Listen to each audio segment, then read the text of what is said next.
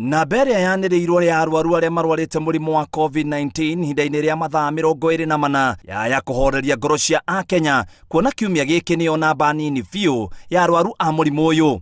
Over the last 24 hours, we have tested over 300 people for coronavirus. Out of the 372 samples that we have taken, 4 have tested positive for the disease. Harĩa ciana atatũ nĩ a Kenya no mũno wa bũrũri wa Pakistan erĩ magwatanirie o gũkũ bũrũri-inĩ na angĩ erĩ maracerete mabũrũri ma Pakistan na Malawi. Their ages range from 34 years for the youngest and 44 years for the oldest. Out of the 2,050 individuals who have been in mandatory quarantine, 1,866 have so far been tested, and we are remaining with 184 individuals. Gwikũrũka kwa namba ĩno kũronekana kumanĩte na Kenya gwathĩkĩra na gũthingata mĩtaratara ĩrĩa thirikari ĩigĩte, tondũ andũ makĩria ya 1,100 gatagatĩ ka andũ 781 nĩ mararekereirio kũinũka thutha wa kũrorwo makĩria ya thikũ 14 na kuonekana matirwarĩte.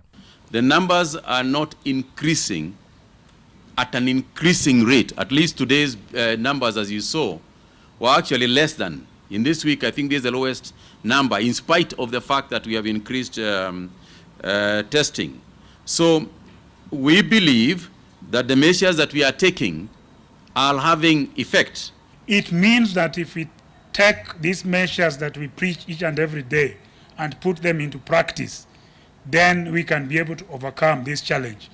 And my appeal to Kenyans is that tough times lie ahead. Let us not lower our guard.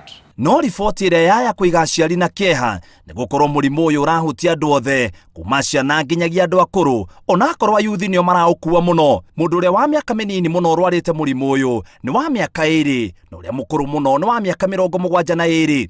They are involved in very heavy work. Na nĩguo gũthaitĩra arĩa monekana na mũrimũ ũcio, thibitarĩ wa Kenyatta University nĩ ũhingũrĩtwo mĩrango kwamũkĩra arwaru na gũkinyĩria rĩu ũrathaitĩra arwaru 20. We have operationalized KU. KU is a huge facility.